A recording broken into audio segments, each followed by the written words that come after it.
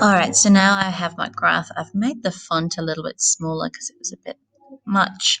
All right, and I might change the color of the line to stand out a bit more. Oh, no, I didn't mean to do that.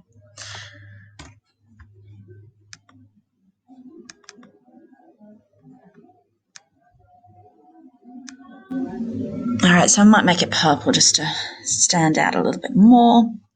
And my graph is missing a title, so I will add a title.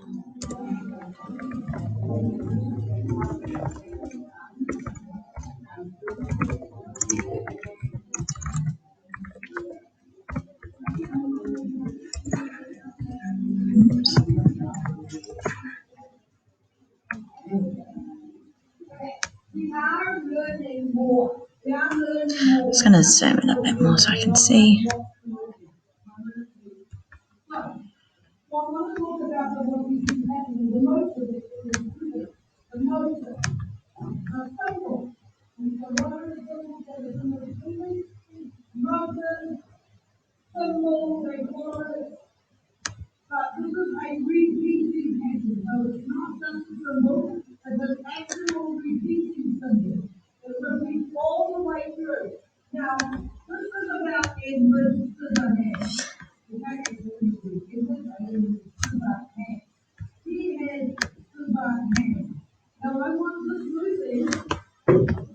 All right, so I also want some text explaining why I've included this graph, what it tells us. Oops.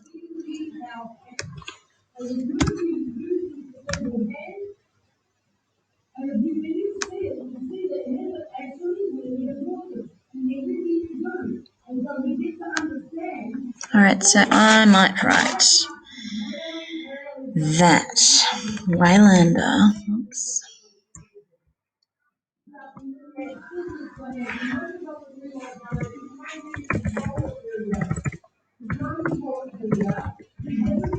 all right, so in this top section, I want to write about the economic indicator and what it shows.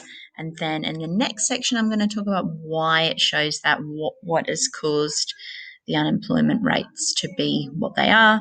And then in the last section, I want to talk about the impact of standard of living. How does unemployment impact on the standard of living of Waylanders? Or in your case, you will have a look at Australians. All right, so in this top section, I'm going to write that Wayland is currently experiencing prosperity with a stable GDP.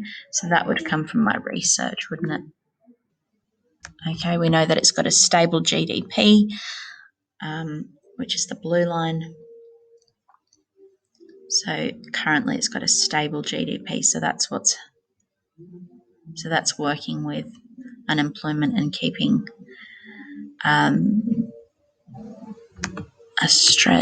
Wayland in prosperity. Stable GDP.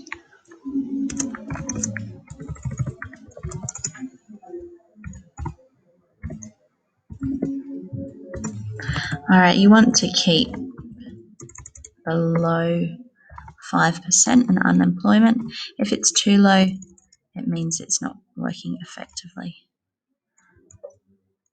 Low and, oh my gosh. And I might add some more information to that, but let's have a look at the next section. All right, so I'd like a pie chart as well. I'll create my own to show you. All right, so I have told the viewer about Waylanders' employment trends, but now I want to talk about why this has improved.